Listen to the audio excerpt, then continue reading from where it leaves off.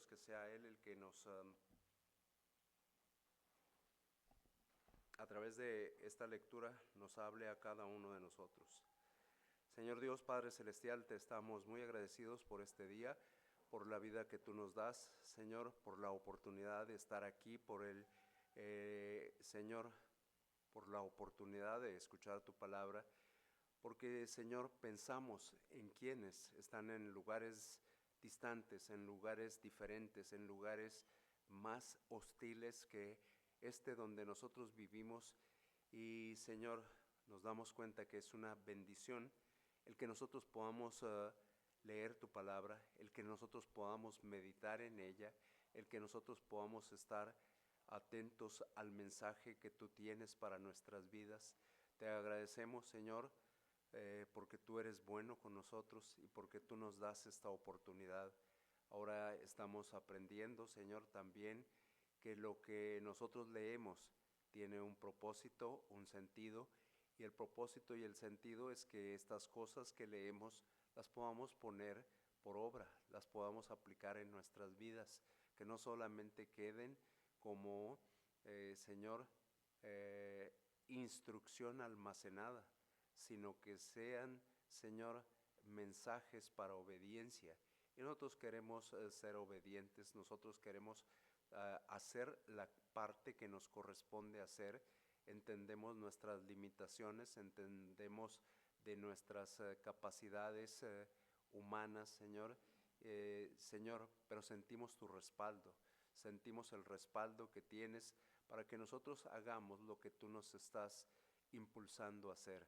Y, Señor, que nosotros no nos sintamos limitados por nosotros mismos, sino que confiemos y tengamos una plena convicción de que tú nos estás llevando a la consagración. Te solicitamos, Señor, que nos enseñes en este momento, en el nombre y por el amor de Jesucristo. Amén. Entonces, primera de Juan, capítulo 1, versículos del 1 al 4. Cuando nosotros leemos esto, nosotros vamos a encontrar básicamente el mensaje que tiene para nuestras vidas. Nosotros pensamos cuál es el mensaje. Siempre hemos oído, siempre hemos escuchado que Juan es aquel amado, aquel que recibió amor y que por lo tanto da amor. Y eso es sorprendente, pero sí realmente eso es lo que nosotros encontramos aquí. Lo que nosotros encontramos es el amor que él recibió y el amor que da a sus iguales para que ellos sigan transmitiendo ese amor hacia adelante, hacia otros que requieren de ese amor. Tendríamos que pensar en cómo nosotros recibimos ese mensaje a través de oraciones, a través de el amor de alguien que se atrevió a compartirnos el mensaje, se atrevió a pesar de todas las dificultades, y nosotros decimos, pues aquí estamos, ¿qué es lo que tenemos que hacer? Tenemos que ubicarnos. Leía la historia de un estudiante de origen armenio, es decir, permítanme un instante, es decir, de un lugar muy, muy lejano, no Armenia en Colombia, sino la otra parte de Armenia que está en el mundo, en lugares lejanos para nosotros, que ni siquiera conocemos. Ahí había un estudiante de química, de ingeniería química, y él, al ser estudiante de ingeniería química, alguien le habló de Jesucristo. Y él dijo, si estuviera yo seguro de que Jesucristo es Dios, yo me convertiría en cristiano y jamás abandonaría a Cristo. Eso es lo que dijo este hombre, este estudiante de ingeniería química, armenio de origen. Y nosotros vemos, ya hemos leído el pasaje, lo que era desde el principio, lo que hemos oído, lo hemos leído hace un instante, pero nos preguntamos, ¿cuál es el mensaje para nosotros? Encontramos un mensaje básico muy claro. Lo que el escritor le está diciendo, el escritor y diríamos, y el autor también, cada uno entendemos perfectamente quién es el escritor y quién es el autor. El escritor Juan, el autor Dios, está mandando un mensaje a los lectores. El mensaje que manda a los lectores es acerca de lo que a él le fue revelado. Aquí estamos con Juan. Lo que a él le fue revelado es la vida eterna. Pero no solamente él recibió ese mensaje, hubo también otros testigos oculares que recibieron ese mensaje. ¿Qué hicieron ellos con ese mensaje que recibieron? Lo que ellos hicieron con el mensaje que recibieron fue compartirlo a otros. Este es el mensaje de amor. Nosotros pensamos que el mensaje de amor se recibe y se disfruta, pero nosotros tenemos que aprender lo que hicieron previamente a nosotros otros que recibieron. Nosotros recibimos el mismo mensaje, a nosotros se nos fue dado ese mismo mensaje, todos nosotros respondemos sí, a cada uno de nosotros se nos fue dado ese mensaje. Nosotros encontramos aquí afirmaciones tremendas, afirmaciones sorprendentes. Son 4 versículos, pero 4 versículos impresionantes. Jesucristo es Dios hombre. Jesucristo es Dios hecho hombre. El único fundamento que nosotros tenemos para nuestra vida en comunión. Y el único fundamento que nosotros tenemos para la vida eterna. Debemos, por lo tanto, al entender y conocer esto, apasionarnos como este escritor estuvo y como los otros escritores cristianos del primer siglo se apasionaron.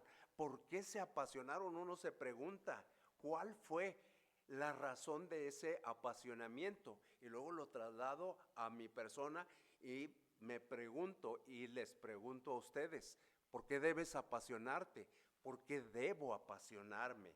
Juan escribe esta epístola en un ambiente completamente agresivo, hostil para el pensamiento cristiano. La fe era transmitida por él y otros que habían recibido el mismo mensaje, tal y como en nuestro tiempo nosotros, de la misma manera. Y luego pensamos, pero para nosotros el ambiente no es agresivo, no es áspero, no es hostil. Realmente no lo es. Tenemos que pensar nosotros, realmente no lo es. Si no lo es, ¿por qué no lo es? Vamos a tratar de ver si no es, ¿por qué no está siendo áspero hacia nosotros? Quienes tenían aspereza hacia el escritor, hacia Juan, y hacia quienes compartían el mensaje, creían tener un entendimiento superior a el escritor.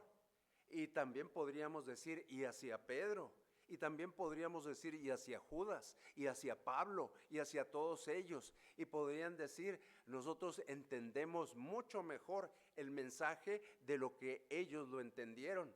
Y aparte, ellos están muertos, se murieron en vano, se sacrificaron en vano. Este es el escritor que vive por más tiempo. Este es el testigo que vive por más tiempo, el testigo ocular.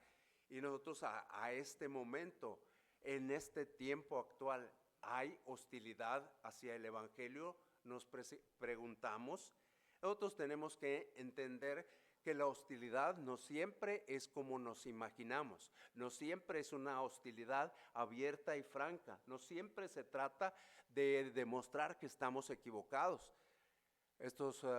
Algunos jóvenes se dan cuenta que hay hostilidad cuando no nos reciben, cuando nos cierran la puerta, cuando no nos dejan hablar. Entonces, tenemos que actuar en esto.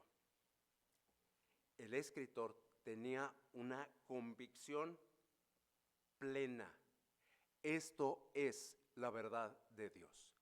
Nosotros debemos tener esa misma convicción. Y Él presenta de manera introductoria al Señor Jesucristo. No trata de entrar con una introducción larga, sino que inmediatamente se va en corto a hablar sobre la verdad. Se lanza inmediatamente y habla sobre la verdad.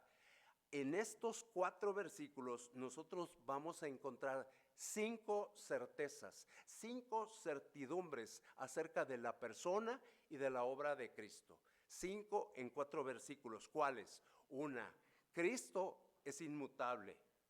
2, Cristo es histórico. 3, Cristo es transmisible. 4, Cristo es relacional. 5, Cristo genera gozo. Esas son las cosas que nosotros encontramos. La primera que nosotros vamos a ver es precisamente Cristo es inmutable. Y luego nosotros tratamos de verlo muy sencillo. ¿De qué se trata eso de ser inmutable? De que el Señor Jesucristo no cambia. Así como Él dice que es, siempre ha sido y siempre va a seguir siendo. Lo que Él dijo que era, lo que Él dijo que pensaba, lo que Él compartió, no ha cambiado a través del tiempo. Nosotros tenemos que entenderlo. Y esto lo define desde el principio. Lo que era desde el principio. Lo que era desde el principio, este es Jesucristo. Era desde el principio, era desde el principio. Y nosotros decimos, el mensaje de la redención no ha cambiado. El mensaje sigue siendo igual en este momento, sin ningún cambio. Siempre requiere 2 cosas, arrepentimiento y fe. El mensaje requiere arrepentimiento y fe de las personas que lo escuchan. Nosotros tenemos que entender esto. El mensaje es dado y las personas tienen que arrepentirse y poner su fe en él. Dice Juan 3:16, ya lo vieron el jueves, pero no solo el 16, también vamos a ver el 17 y el 18. Dice, porque de tal manera amó Dios al mundo, se lo saben de memoria, Dios al mundo que ha dado a su Hijo unigénito para que todo aquel que en Él cree no se pierda, mas tenga vida eterna. Esa es la parte que no sabíamos de memoria. Ahora sí les oigo con el 17 y el 18. No, 17 y 18. Porque no envió Dios a su Hijo al mundo para condenar al mundo, sino para que el mundo sea salvo por él. Y esto es importante que nosotros lo atendamos. El mundo sea salvo por él. Recuerdo a alguien que ustedes conocieron mucho mejor que yo, que predicaba aquí, predicaba de una forma en que a veces parecía que se exaltaba. Se acuerdan perfectamente de él. Aprendí de él algo y se los voy a compartir en este momento. El ofrecimiento de Dios para salvación es universal. A todos. La aceptación del hombre es personal. Entonces ahí estamos, el ofrecimiento de Dios. Perdón por interrumpir la lectura, este fue el 17. El que en él cree, no es condenado, pero el que no cree ya ha sido condenado, porque no ha creído en el nombre del unigénito Hijo de Dios.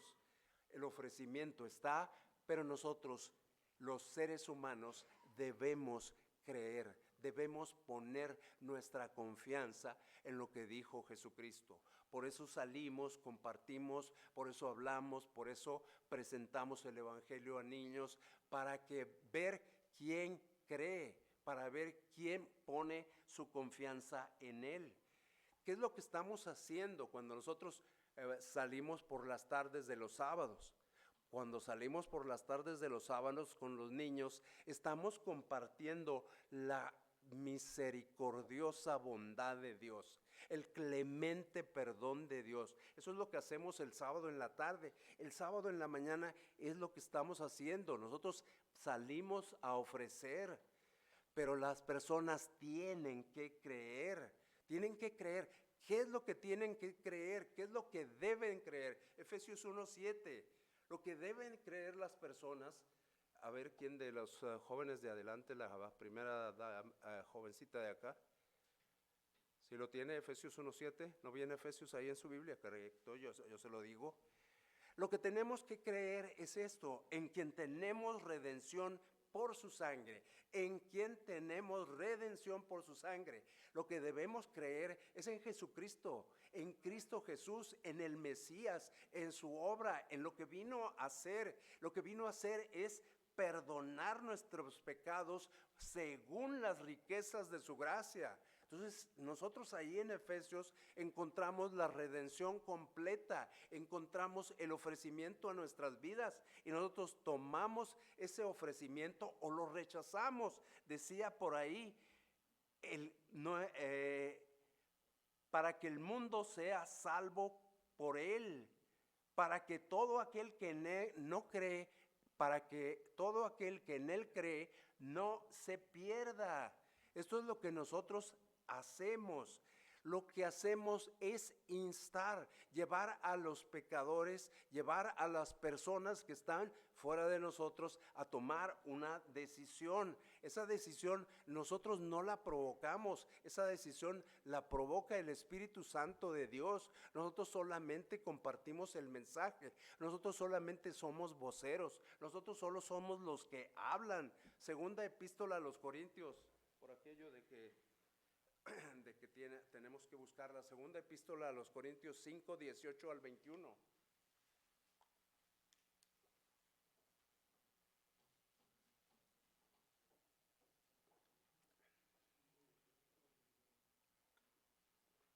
¿Lo tienes, Gamaliel?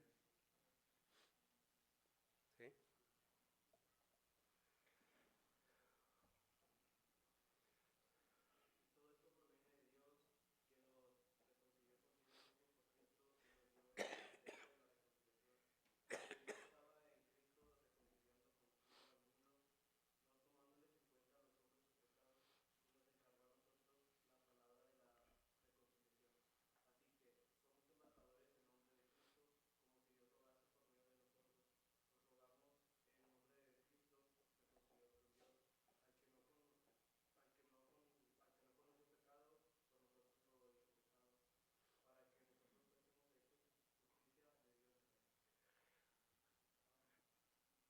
Y te lo sabías de memoria, ¿verdad?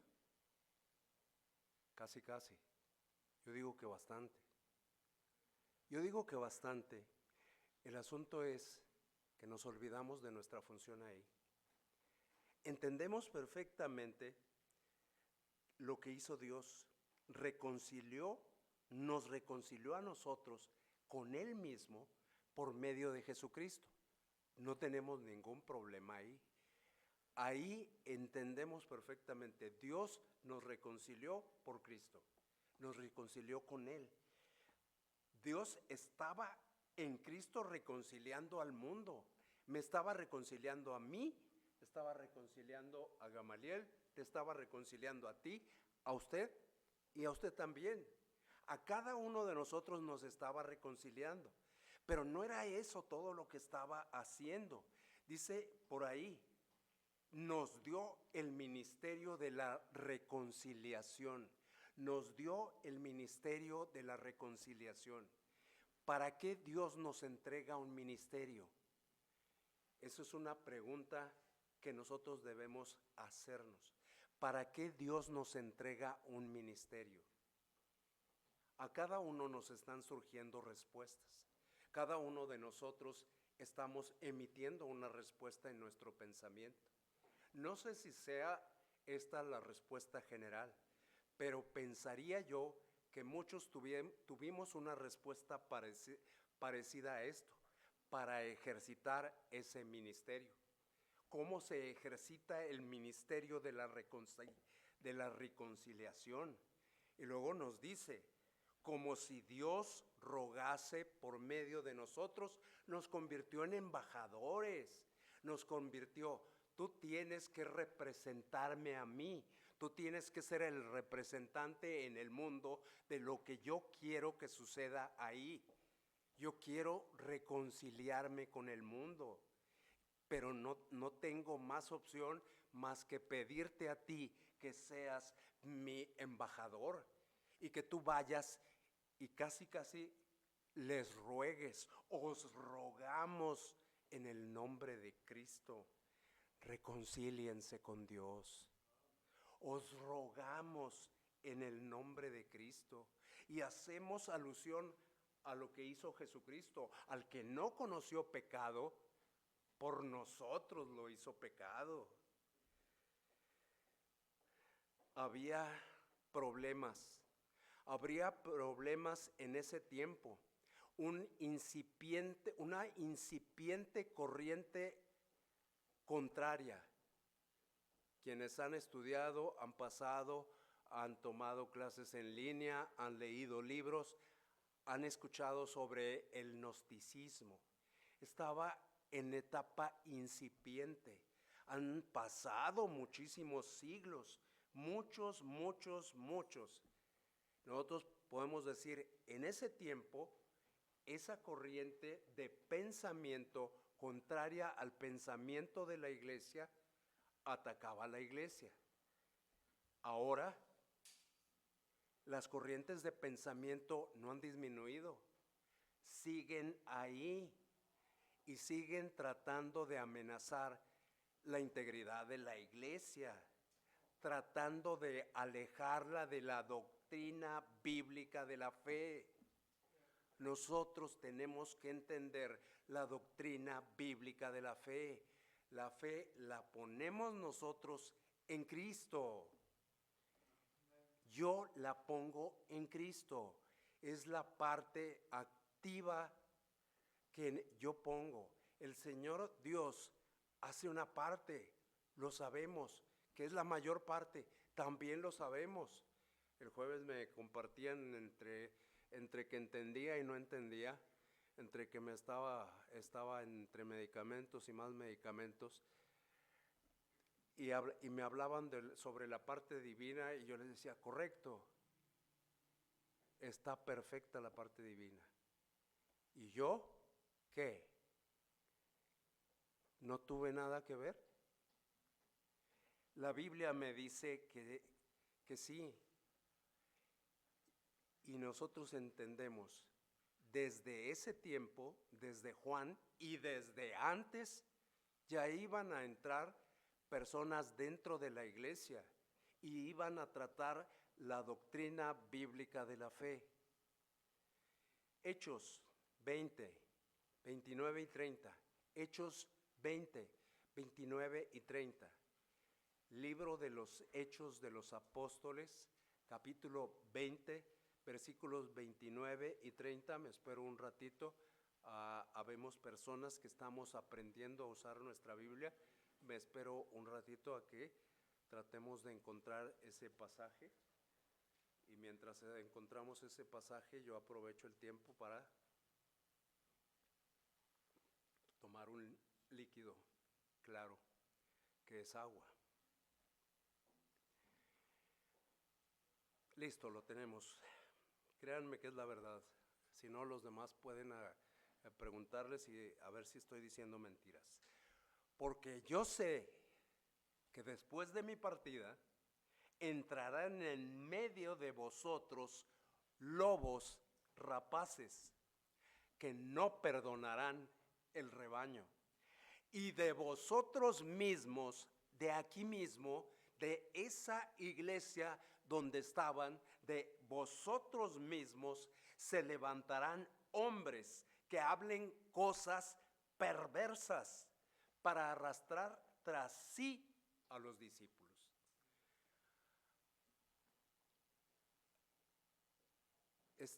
Uno se pregunta, cuando lee esto, uno quiere ver, pero la Biblia es un libro de amor. Y es cierto, es un libro de amor. Y qué tremendo amor que me adviertan, van a tratar de tumbarte, van a tratar de destruirte. Solo una persona que me ama me advierte desde antes. Lo dije hace muchos años aquí, creo que en clase de escuela dominical, casi estoy seguro. Algunos sí se han dado cuenta que se me podrán olvidar las fechas, pero no las cosas que digo todavía. Un hermano muy apreciado por nosotros me hablaba sobre esta situación del amor, y yo le respondía más o menos a ese hermano lo siguiente: él tiene 2 hijas, para que lo ubiquen más. Lo apreciamos mucho y le dije, si su hija va a agarrar el comal que está caliente, caliente, caliente, o tu hijo, para tú que estás aquí, ¿verdad? Va a agarrar un comal que está caliente, caliente, caliente. Ahí va, a punto de agarrarlo. ¿Qué haces tú? Le dices, hijito, ese comal lleva 45 minutos a esta temperatura. Te sugiero que no agarres ese comal. Para cuando terminó de hablar nuestro hermano, su hijito, a quien queremos mucho, ya está quemado. Lo que nosotros que hacemos amando a nuestro hijo es nos metemos y lo jalamos y no se le va a olvidar lo que le decimos, pero fue una muestra de amor. No siempre las muestras de amor es como queremos imaginarnos, y fue una muestra de amor, así como el sacrificio de Jesucristo, todo lleno de golpes, todo lleno de látigos, todo lleno de sangre, todo lleno de escarnio, fue una muestra de amor. Así esto también es una muestra de amor. A veces cuando nos lanzan una advertencia es porque nos aman. Entonces aquí hay una declaración inicial muy clara. Lo que era desde el principio se establece. El mensaje de Jesucristo desde siempre ha sido el mismo, no ha cambiado. Nosotros somos los que buscamos hacer cambios, hacer cosas más agradables. Dicen los que son modernos, más cool, más chido, más hipster. No sé qué significa nada de esto antes de que me digan. Antes de que alguien me pregunte, no tengo ni idea. El fundamento de nuestra fe es Cristo. Cristo no ha cambiado. Cristo es el mismo. Necesitamos participar y compartir esto. Necesitamos estar convencidos realmente de que el fundamento es Cristo. El fundamento y lo que dice la Biblia. Ahorita hablábamos de cuidado con lo que interpretamos, porque se nos está permitido interpretar, pero interpretar correctamente el mensaje del Evangelio. Y nosotros tenemos que saber quién es Cristo y animar a otros a que confíen en el único que no cambia. Solo hay uno que no cambia: Cristo Jesús, Dios el Padre, el Espíritu Santo. Ellos no cambian. Tú y yo cambiamos. Tú y yo estamos en un momento de una forma y al minuto siguiente ya es otra cosa completamente diferente. Entonces nos dimos cuenta, Juan no pierde el tiempo. Juan no pierde el tiempo inmediatamente. Jesucristo es esto. Jesucristo es esto porque esta es la base de lo que tú tienes que saber. Cristo no cambia. Y no solamente esto, aparte de que Cristo no cambia, Cristo es histórico. ¿Por qué decimos esto? El ataque continúa y ha continuado por mucho tiempo. Juan 1, versículos 1 y 2, una parte de cada uno de ellos. Dice, donde nos quedamos, lo que hemos oído, lo que hemos visto con nuestros ojos, lo que hemos contemplado y palparon nuestras manos tocante al verbo de vida. porque la vida fue manifestada. Entendemos esto. El Señor Jesucristo no fue algo místico, no fue una imaginación, no fue un pensamiento. Dice, la vida fue manifestada. No fue algo surrealista, algo que no podamos comprobar. Nos damos cuenta aquí de que no es algo que solamente unos cuantos entienden y que nosotros nos tenemos que conformar lo que esos cuantos entienden. Respetamos a unos, pero nosotros leemos la Biblia y los respetamos mucho, pero la Biblia es más importante que cualquier nombre entre nosotros. Nosotros tenemos que entender qué le está diciendo este escritor a sus lectores, y nosotros somos parte de esos lectores. Incluso a los que jóvenes en la fe, tú y yo, no sé si seamos jóvenes en la fe, inmaduros en la fe, pudiera ser que fuésemos inmaduros en la fe. También a nosotros nos está diciendo, ustedes pueden comprender la verdad actual e histórica del Señor Jesucristo. Juan 1:14. Juan, no primera de Juan. Juan 1:14.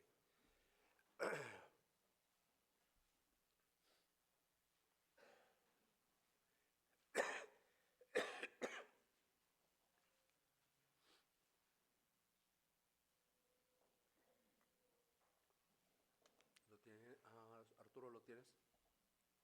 Luego me dicen cosas, entonces por eso Arturo, ¿no viene Juan ahí? 1:14, pero Juan.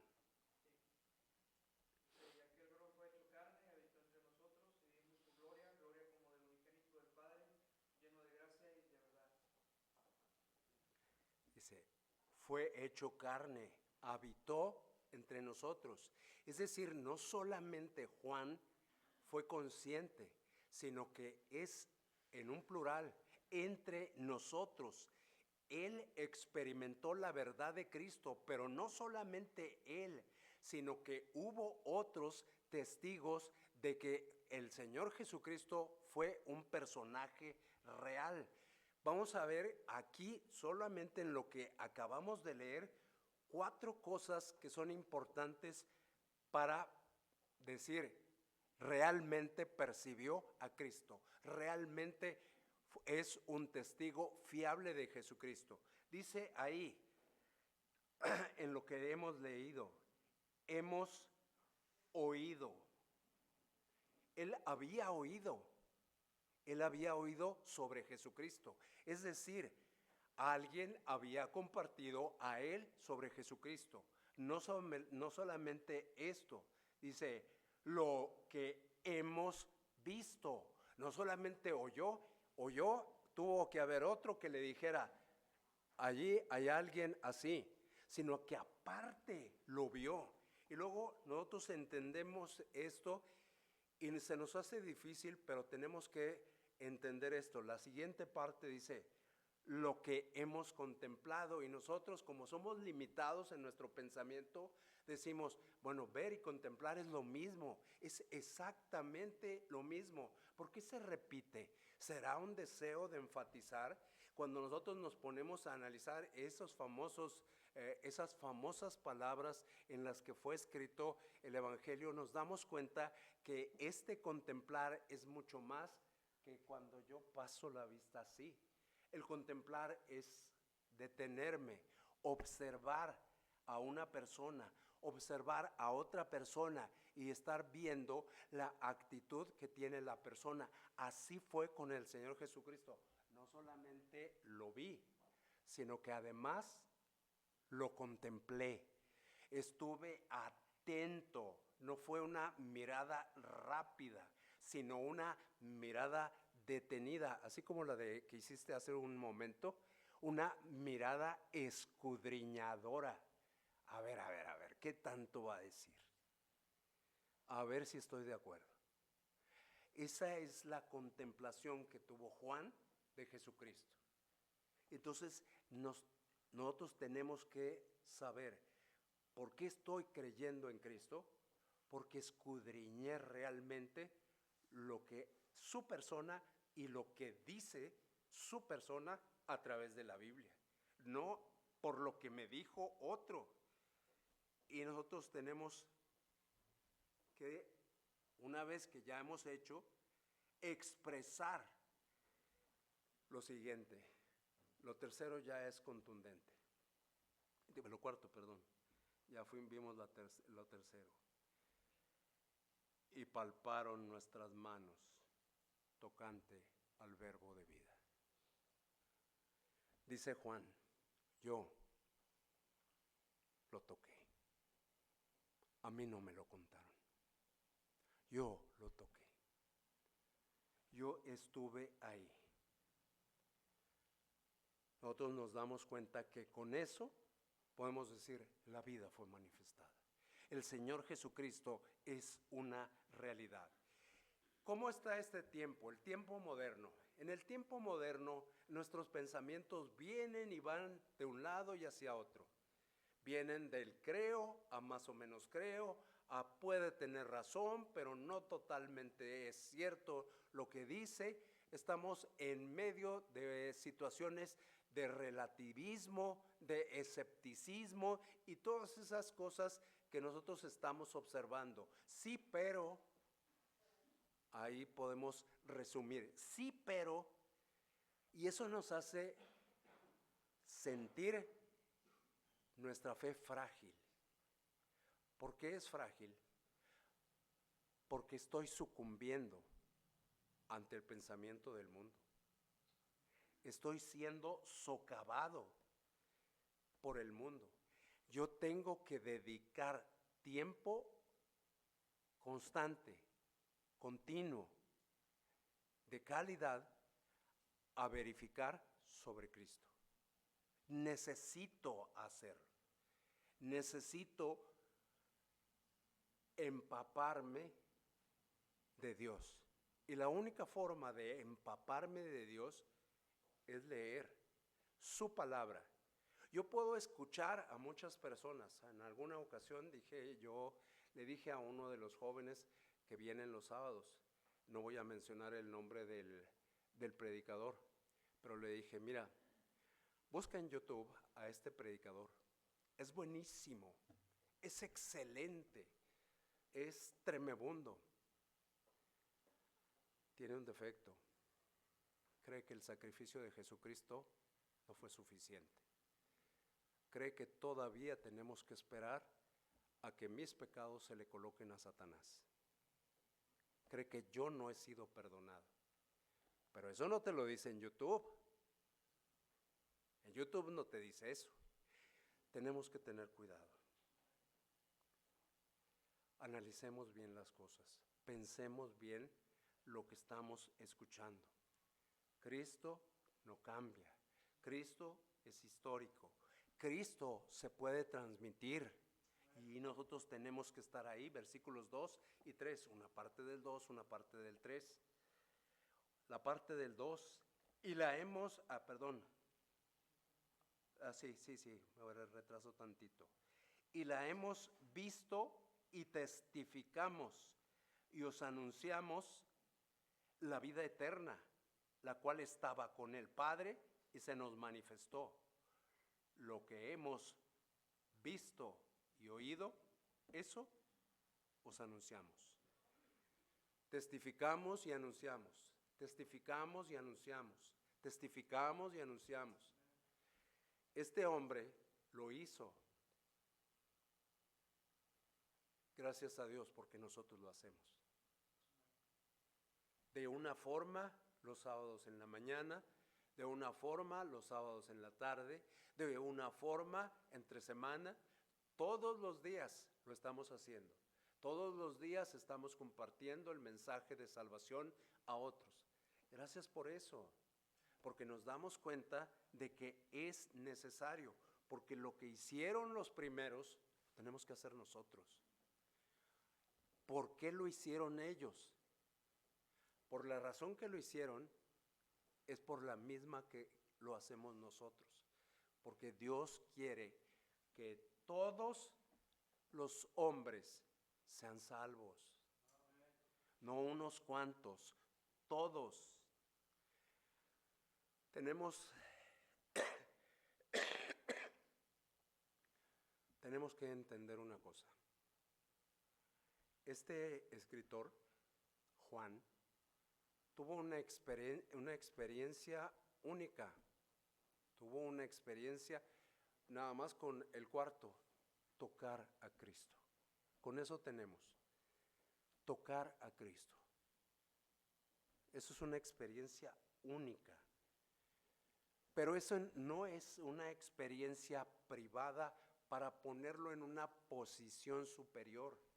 Él así lo entendió. Yo no estoy en una posición superior. Yo tengo un privilegio.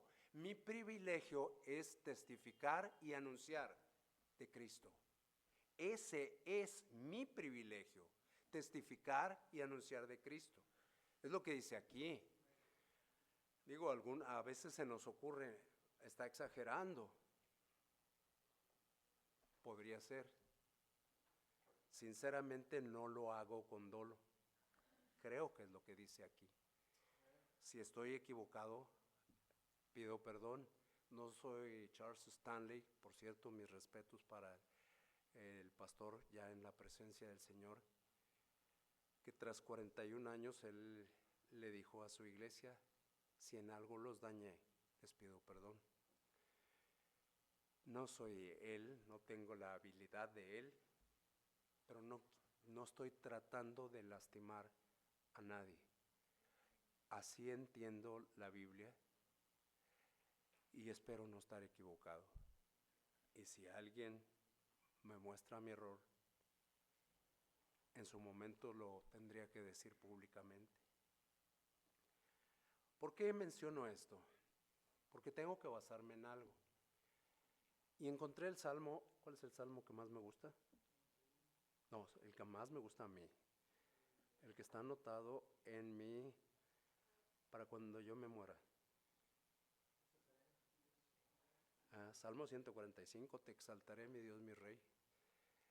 No, ya no se lo sabe, le encargué que él fuera el que les dijera: fiel es Dios, te exaltaré, mi Dios, mi Rey. Salmo 145, y me falta el otro que todavía no lo tengo. Dice el Salmo 145, no esa parte que se sabe de memoria, Arturo, que es nomás un pedacito, sino el versículo 11 y 12. La gloria de tu reino digan y hablen de tu poder, para hacer saber a los hijos de los hombres sus poderosos hechos y la gloria de la magnificencia de su reino.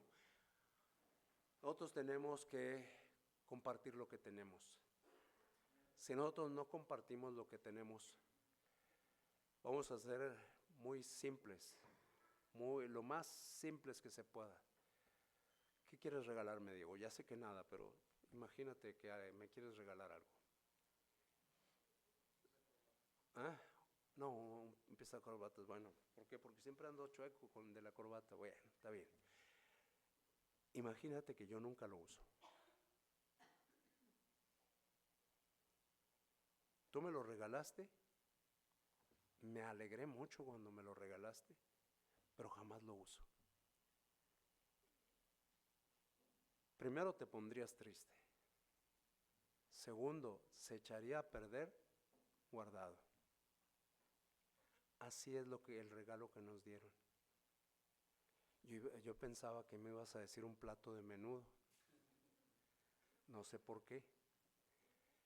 ¿Qué pasaría con un plato de menudo después de 30 años guardado? Bueno, 38 en el caso mío. ¿Te lo regreso y te lo comes? Como que lo dudo, ¿verdad? El regalo que nos han dado no es para tenerlo guardado. El regalo que nos dieron no es para tenerlo almacenado. Dios nos dio un regalo. ¿Para qué? La respuesta es tuya. Yo no voy a responder porque luego se piensa de que estoy induciendo. Dios nos ha dado un regalo, ¿para qué? Diego me regaló un pisacorbatas para que yo lo use. Dios me regaló algo. ¿Para qué? La respuesta es tuya. Sé que hay rutinas, sé que hay responsabilidades en tu día a día, y en ese diario vivir olvidamos, por la inercia de las actividades, olvidamos el regalo que tenemos y para qué lo tenemos. Nosotros tenemos que regresar al inicio. El regalo costó mucho. No estoy hablando del pisacorbatas en este momento. El regalo que a nosotros se nos dio costó mucho. Cuando alguien se mete aquí atrás al agua, he oído respuestas increíbles. ¿Cree usted en Jesucristo como el Salvador de su vida? Y recuerdo un jovencito, muy jovencito, que dijo así estas palabras: con todo mi corazón, con toda mi mente y con toda mi alma creo en Cristo. Dices tú,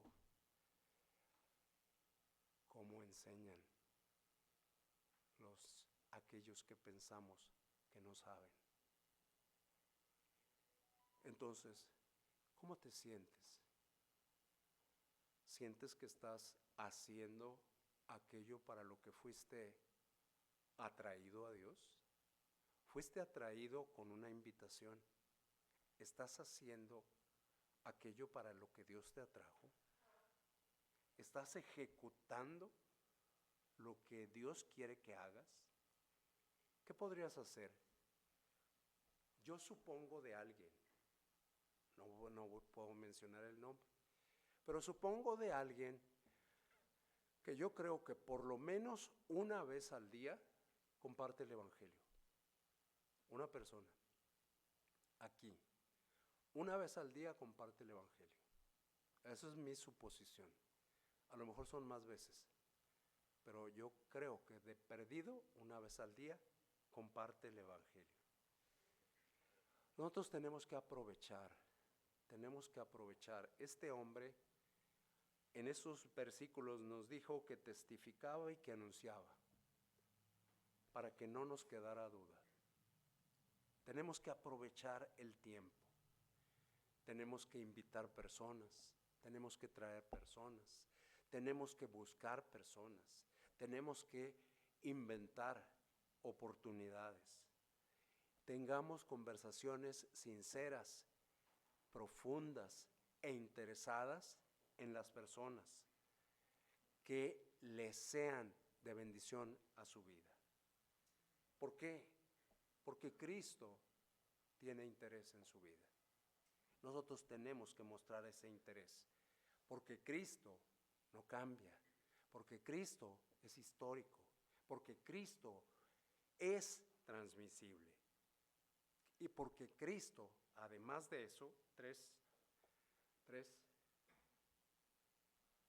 Gamaliel, ¿dónde me quedé yo?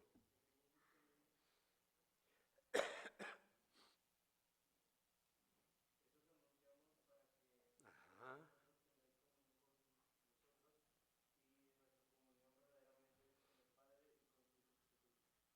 Hace un momento enfatizábamos de dos palabras, testificar y anunciar. Ahora lo que encontramos es comunión. Comunión una vez, comunión dos veces. Comunión con nosotros y comunión con el Padre y con su Hijo. Entonces hay dos cosas que nos hacen pensar, ¿qué es comunión? Primero necesitamos saber qué es comunión. La vemos ahí, la palabra, la usamos, la compartimos, la decimos en la clase de escuela dominical, pero ¿qué es comunión? Comunión es una auténtica relación con Jesucristo y una auténtica relación con los creyentes. Eso es la comunión que está mencionando aquí. Auténtica relación con Cristo, auténtica relación con los creyentes, más que una asociación como tenemos nosotros, más que una asociación de que venimos y estamos con aquellos que tienen las mismas convicciones que nosotros, con aquellos que se congregan con nosotros. Debemos tener comunión más profundo, más intenso, más real. Filipenses 1:7. Ahí sí, Arturo, mientras.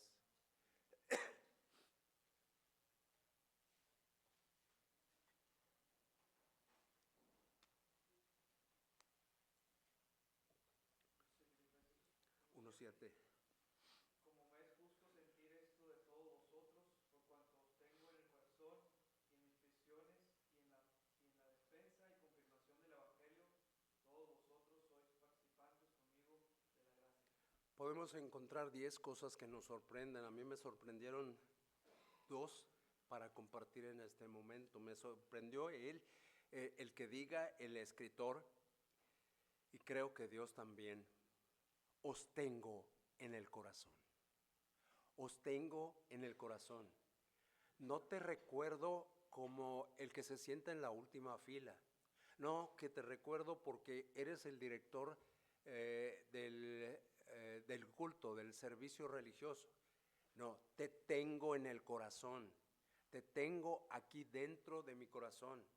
Y nosotros tenemos que entender, el tener a otra persona en el corazón se nos da, lo entendemos perfectamente. Tenemos en nuestro corazón a nuestros hijos, tenemos en el corazón a nuestro esposo, a nuestra esposa, los tenemos en el corazón, pero tenemos que tener en el corazón a aquellos con quienes Dios quiere que nosotros nos relacionemos. Esa relación profunda. Primero hay que tener en el corazón a Dios, a su Hijo, a Jesucristo. Si nosotros tenemos en el corazón a Dios y a Jesucristo, vamos a tener en el corazón a quien Él tiene en el corazón. Y Él tiene en el corazón a cada uno de nosotros. Entonces, la iglesia no es un simple lugar de reunión. Tenemos que olvidarnos de ese asunto. La iglesia es un lugar donde estamos llamados a ser una familia. Nos decimos hermanos. ¿Por qué? ¿Para qué? Porque estamos llamados a ser una familia. Tenemos que organizarnos, tenemos que darnos la oportunidad de estrechar nuestras relaciones entre nosotros. Busquemos esas oportunidades. Se nos han dado unas cuantas, se nos ha hecho diferente a lo que hacíamos previamente.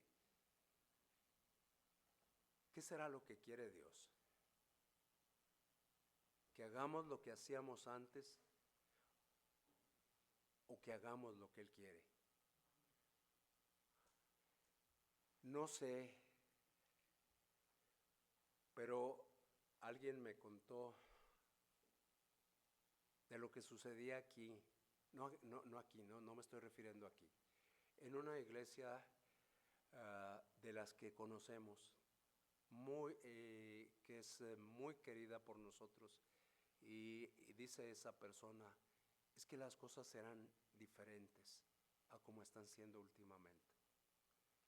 Las cosas eran estrechas, había cercanía, había trabajo, había compartir, había hablar, y se fue perdiendo y perdiendo y perdiendo con el tiempo.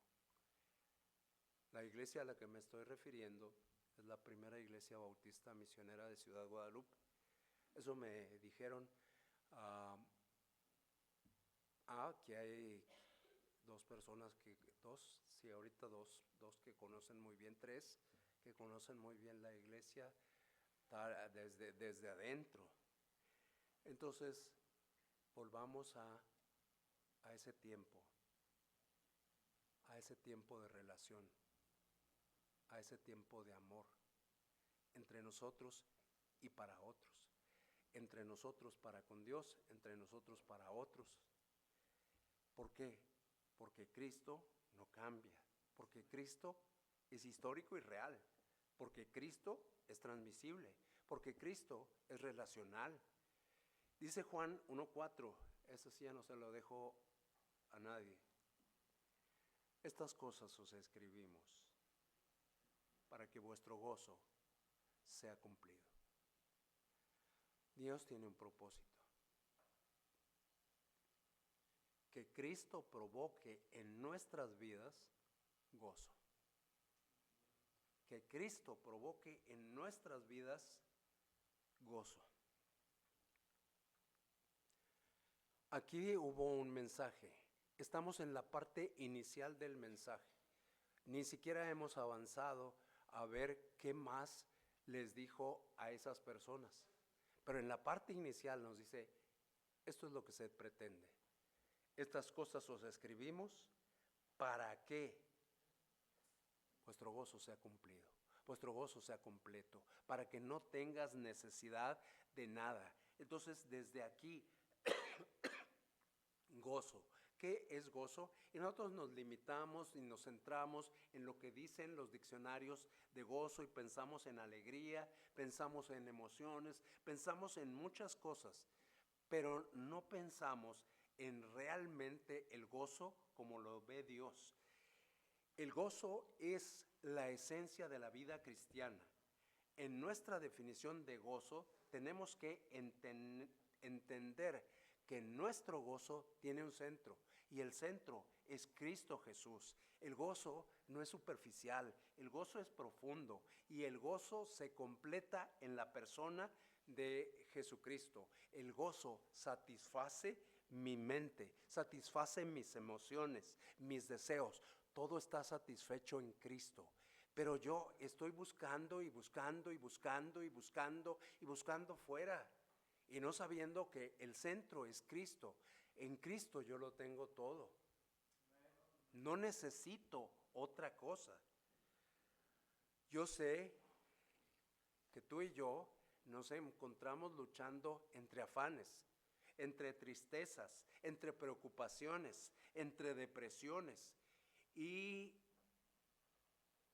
no encontramos cómo salir de ahí. Buscamos nuestras formas en el trabajo y nos ponemos a trabajar más horas de las que necesitamos. Pero la respuesta es Cristo. La respuesta a los afanes, a las preocupaciones, a las depresiones, a las ansiedades es Cristo. Ahora, no entendemos y nos ponemos a trabajar. Nos tenemos que centrar en la esencia. Conocer a Cristo, apropiarnos de Cristo y vivir para Cristo. Vivir en Cristo, cosas diferentes para Cristo y en Cristo, que son cosas que tenemos que aclarar. Sí son cosas que tenemos que aclarar, que no lo podemos aclarar en este momento, no, pero las tenemos que ir aclarando poco a poco. Se los he platicado. Quise volver a escribirlo nuevamente. No lo escribí, solamente me acordé.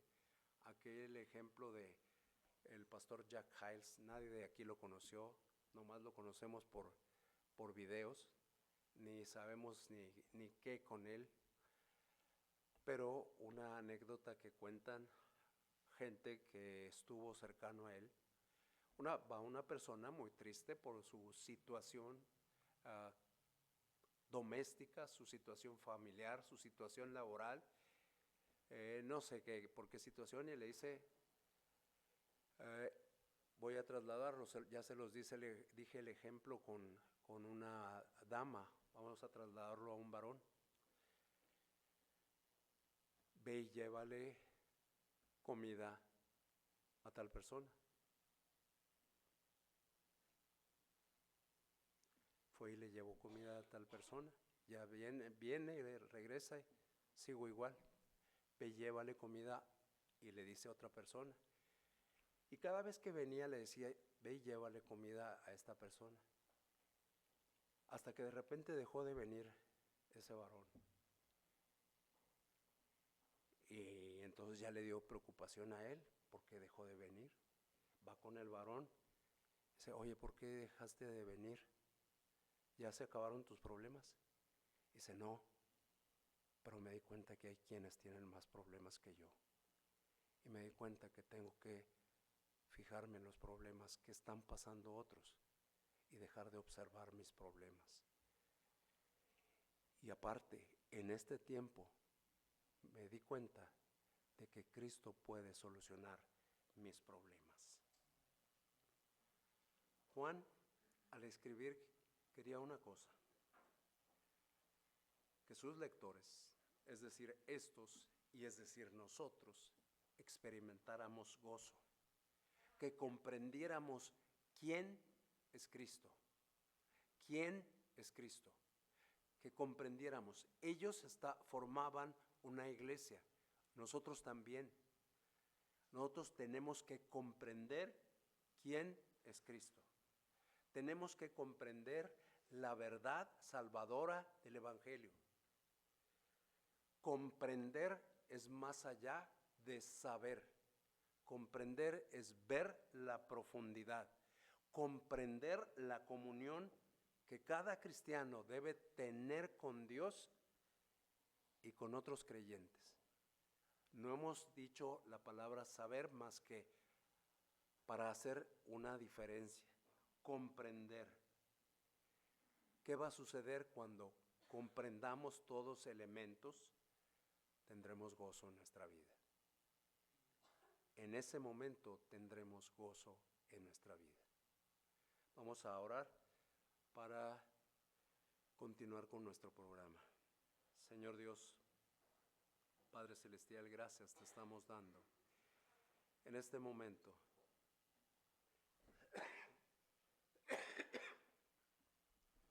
Porque tú has sido bueno con nosotros. Tú permitiste que alguien que nos amaba llegase a nuestras vidas y nos presentara el Evangelio. Nos dimos cuenta que andábamos viviendo nuestra vida egoístamente, pensando solamente en nosotros mismos, sin darnos cuenta de que necesitábamos restablecer nuestra comunión contigo, nuestra relación contigo. Llevábamos un destino muy difícil, un destino apartado de ti por la eternidad. Pero tú nos diste la oportunidad, por lo que hizo Jesucristo, de alcanzar salvación. Y Señor, gracias porque nos convenciste por tu Santo Espíritu y nosotros decidimos recibirte como Salvador de nuestras vidas.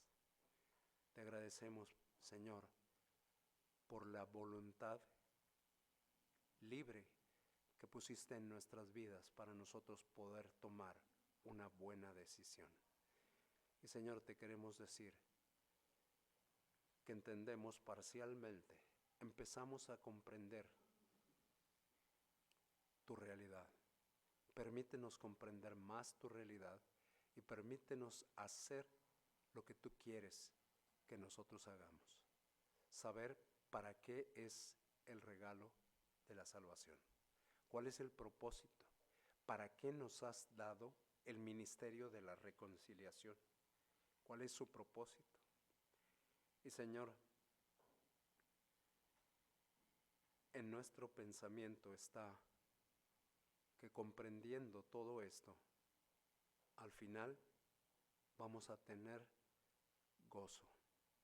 Vamos a pasar de nuestra situación actual de inquietud, afán, depresión y tristeza a una posición de gozo.